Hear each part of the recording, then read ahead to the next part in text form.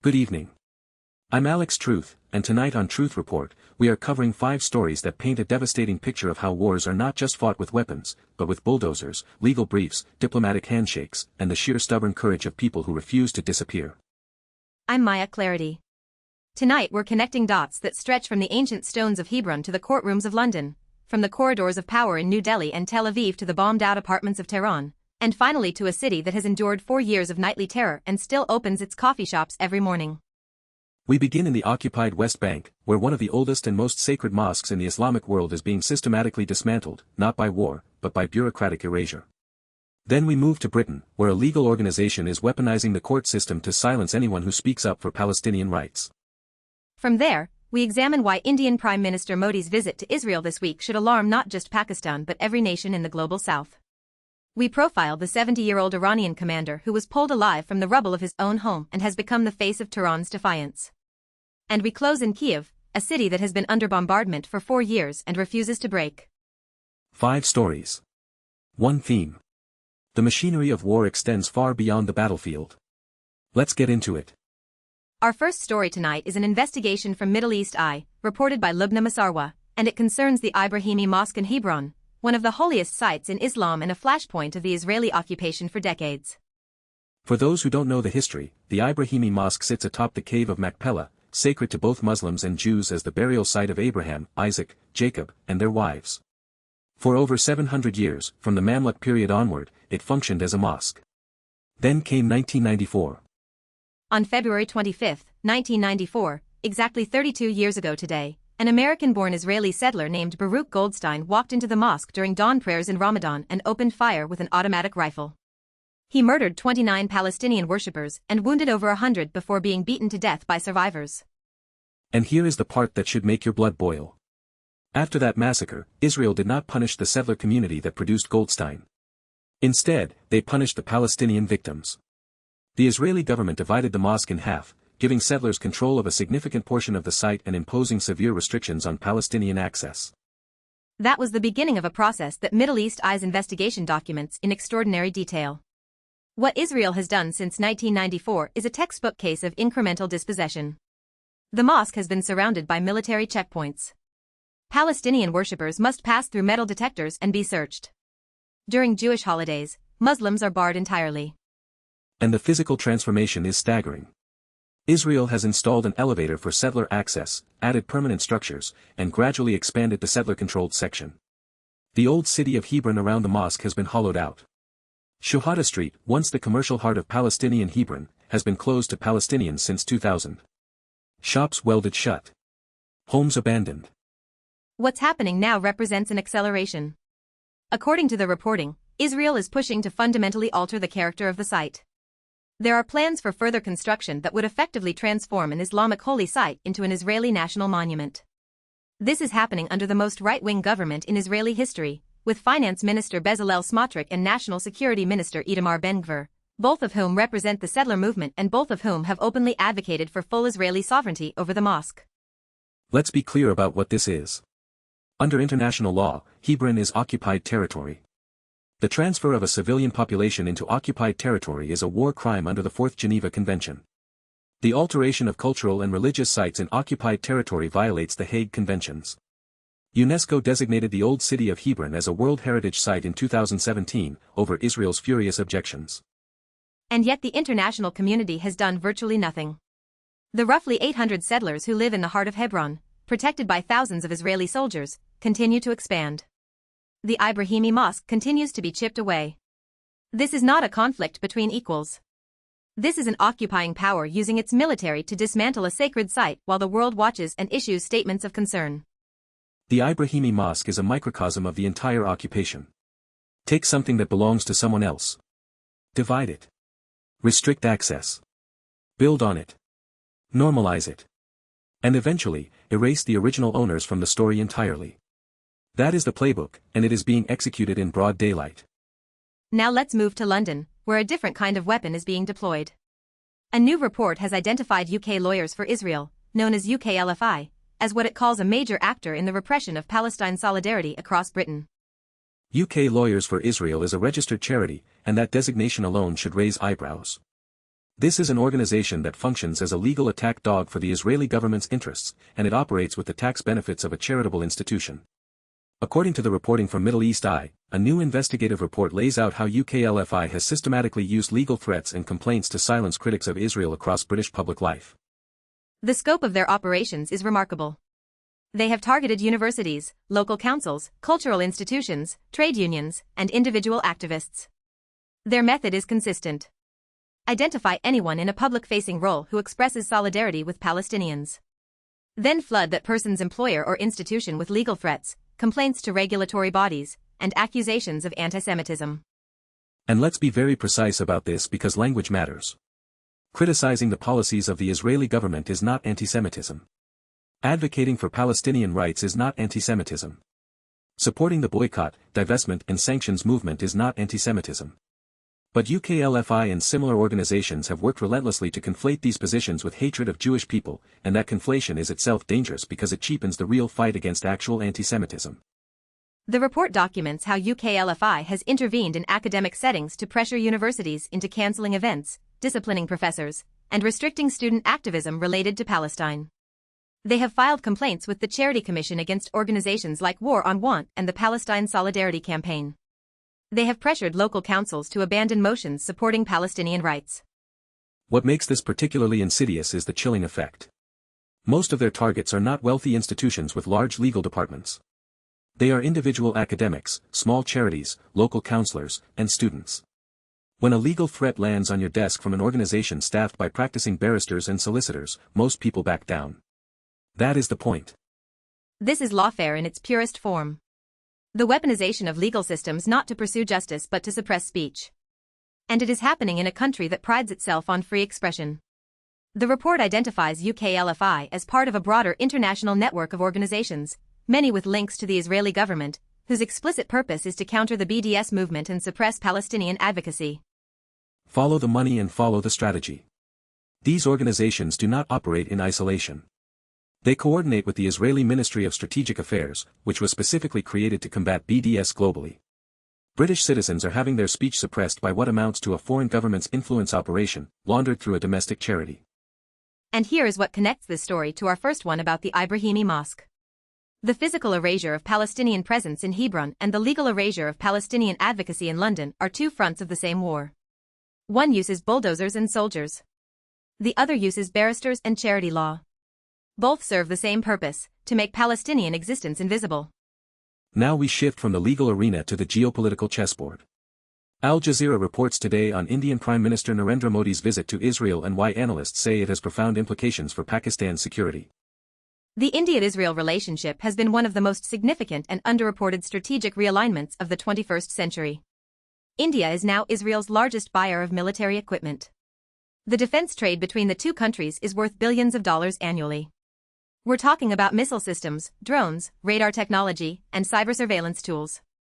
And this visit comes at a particularly charged moment. Netanyahu recently announced what he called a hexagon of alliances to counter what he described as radical axes, and he placed India prominently in that framework. This is not subtle. Israel is positioning India as a pillar of an anti-Iran, anti-China coalition, and Modi is playing along because it serves his own agenda. For Pakistan, this is deeply alarming, and analysts quoted by Al Jazeera explain why. The India-Israel defense relationship is not just about equipment purchases. It includes intelligence sharing, joint military exercises, and the transfer of battle-tested surveillance technology. The same drone technology Israel has used in Gaza is being sold to India, which has its own contested borders with Pakistan in Kashmir. Think about the implications. Israel's military technology has been tested and refined during its operations in Gaza and the West Bank. That technology, the drones, the AI-assisted targeting systems, the border surveillance apparatus, is now being exported to India for potential use in one of the world's other nuclear flashpoints. And this is where the global south should pay very close attention. The India-Israel axis represents a new model of authoritarian cooperation. Both governments are led by right-wing nationalists. Both have been accused of systematic human rights abuses against Muslim minority populations. Both use the language of counterterrorism to justify the suppression of dissent. The partnership is ideological as much as it is military. Modi's visit also sends a diplomatic signal. India has traditionally maintained ties with the Palestinian cause, at least rhetorically. By embracing Israel so publicly, especially during the ongoing war in Gaza, Modi is effectively abandoning that position. This is a betrayal of India's non-aligned movement heritage, and it has consequences for Pakistan's diplomatic strategy, which has long relied on solidarity among Muslim-majority nations. The arms deals being finalized during this visit are not defensive. They are about power projection. India is acquiring capabilities that fundamentally alter the balance of power in South Asia, and Israel is profiting from it while gaining a powerful ally in its confrontation with Iran. This brings us to our fourth story, and it is extraordinary. The South China Morning Post profiles Ali Shamkhani, who at 70 years old has become the face of Iran's wartime resistance. In June 2025, Israel conducted a massive airstrike on Tehran. Shamkhani's home was hit. He was pulled alive from the rubble, and his first act was to taunt Israel publicly. Who is Ali Shamkhani? He is a former commander of the Islamic Revolutionary Guard Corps, a former secretary of the Supreme National Security Council, and one of the most trusted advisors to Supreme Leader Ayatollah Ali Khamenei. He is an ethnic Arab from Khuzestan province, which is significant because it demonstrates the multi-ethnic nature of Iran's power structure in ways Western media often ignores. Shamkhani has been at the center of virtually every major Iranian military and diplomatic decision for decades. He was involved in the Iran-Iraq War as a young Revolutionary Guard commander. He served as defense minister. He oversaw the nuclear negotiations. And now, at 70, he has survived an assassination attempt by airstrike and emerged as a symbol of Iranian resilience. The Israeli strike on Tehran that targeted Shamkhani was part of a broader campaign of escalation. Israel has conducted strikes inside Iran, assassinated Iranian nuclear scientists, and carried out cyber attacks against Iranian infrastructure. The fact that Shamkhani survived and immediately went public with defiant statements was a significant propaganda victory for Tehran. But here is the deeper story. Shamkhani represents a generation of Iranian leaders who have spent their entire adult lives in confrontation with Western powers and their regional allies. These are not abstract ideologues. They are men who fought in the trenches of the Iran-Iraq War, who survived decades of sanctions, who watched the United States invade their neighbors on both sides. Their worldview was forged in actual conflict, and that makes them both dangerous and deeply pragmatic.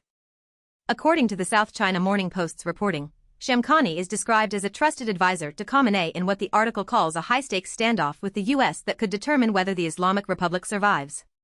That framing is crucial. Iran's leadership sees the current moment as existential. The combination of Israeli military strikes, American economic warfare through sanctions, and internal dissent has created what they perceive as a coordinated campaign to destroy the regime. And whether you support or oppose the Iranian government, the question of what happens if it falls should concern everyone. Iran is not Iraq. It is not Libya. It is a nation of 88 million people with a sophisticated military, a complex society, and influence stretching from Lebanon to Afghanistan. A collapse would make the chaos following the Iraq invasion look modest by comparison. Shamkhani's survival story also reveals something about the nature of modern warfare. Israel's ability to strike a senior official's home in the capital of a sovereign nation, thousands of kilometers away, with precision munitions, represents a capability that fundamentally changes the rules of international relations. If no leader is safe in their own home, the calculus of every government in the world shifts. And that capability, that technology, is connected to our earlier story about Modi's visit to Israel. The same military-industrial complex that develops the weapons used to strike Tehran is selling its products to New Delhi. The web of war stretches everywhere. Our final story tonight takes us to Kyiv, where Der Spiegel has published a powerful portrait of a city that has endured 4 years of war and refuses to surrender. The piece is titled The Courage of Kyiv, and it documents the extraordinary resilience of a city living under constant threat. February 2026 marks 4 full years since Russia's full-scale invasion of Ukraine. 4 years. Think about that. 4 years of air raid sirens in the night. 4 years of missile strikes on apartment buildings, hospitals, power stations, and schools. 4 years of sending your children to sleep in subway stations because your home might not survive the night. And yet Kyiv functions. Der Spiegel's reporting describes a city that has adapted to war with a determination that borders on defiance. The attacks come at night, as the article notes, but once the sun comes up, daily life continues. Restaurants open. People go to work. Children attend school. The city's cultural life, its theaters, its galleries, its music scene, continues to operate. Where does the strength come from? That is the question Der Spiegel asks, and the answers are deeply human. It comes from the barista who opens her shop at 6 in the morning after spending the night in a shelter. It comes from the teachers who hold classes in basements when the sirens sound. It comes from the municipal workers who repair bomb damage with a speed that has become a point of civic pride. But let's not romanticize this. The resilience of Kyiv is also born of necessity and rage. The city has suffered catastrophic infrastructure damage. Russia has deliberately targeted the energy grid, attempting to freeze the civilian population into submission. Winters have been brutal, with rolling blackouts and heating failures. The psychological toll of 4 years of war is immense. PTSD rates are staggering. Depression and anxiety are endemic. And the human cost extends beyond the city limits. Hundreds of thousands of Ukrainian soldiers have been killed or wounded. Millions of civilians have been displaced. Entire cities in the east and south have been reduced to rubble. Kyiv's courage exists against a backdrop of unimaginable suffering. What makes Kyiv's story relevant to our broadcast tonight is that it demonstrates both the best and worst of what war produces. The worst is the destruction, the death, the displacement. The best is the human capacity to endure, to adapt, to insist on normalcy as an act of resistance. When a grandmother plants flowers in a bomb crater, that is a political statement as powerful as any diplomatic communique. But resilience without justice is just endurance. Kyiv's courage deserves more than admiration. It deserves action. And 4 years into this war, the international community's response has been marked by escalation fatigue. Aid packages are smaller. Headlines have moved on. The people of Kyiv are still dodging missiles, but the world's attention span has expired. That pattern of abandonment connects to every story we've covered tonight. The Palestinians in Hebron waiting for international law to be enforced. The activists in Britain watching their rights eroded. The Pakistanis watching a nuclear neighbor arm itself with impunity. The Iranians living under the shadow of strikes from a country that faces no consequences. And the Ukrainians, whose courage is praised but whose needs are increasingly ignored. Now, Maya, let's pull all of this together, because these 5 stories are not isolated events. They are chapters of the same book. The thread that runs through every story tonight is the normalization of violence and the erosion of accountability. In Hebron, the occupation has become so routine that the international community treats the dismantling of a mosque as a property dispute. In London, the suppression of free speech is being carried out by a registered charity with tax-exempt status. In New Delhi and Tel Aviv, the arms trade that fuels conflict zones is celebrated as a strategic partnership. In Tehran, the ability to bomb a foreign capital is presented as a security measure. And in Kyiv, 4 years of bombing civilians is met with diminishing outrage. The common denominator is impunity. When powerful states face no consequences for violating international law, the law ceases to exist in any meaningful sense. The Ibrahimi Mosque is being dismantled because Israel knows no one will stop them. Russia continues to bomb Kyiv because the cost of doing so remains tolerable. The arms trade between India and Israel thrives because profit outweighs principle.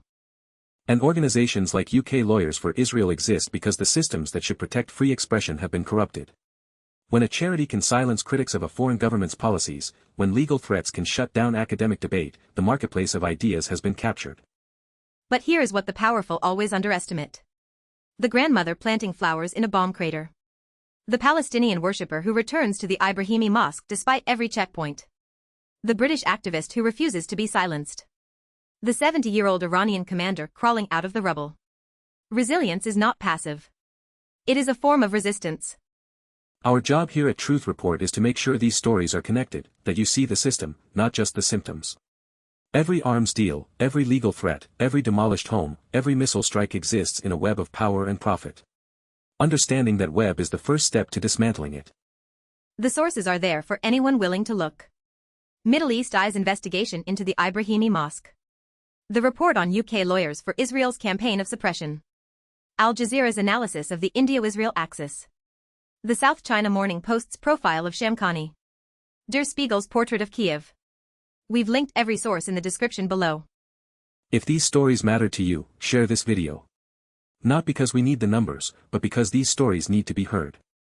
Every share is an act of resistance against the forces that want these facts buried. Subscribe to Truth Report. Turn on notifications. Because the stories that matter most are the ones that powerful people don't want you to hear.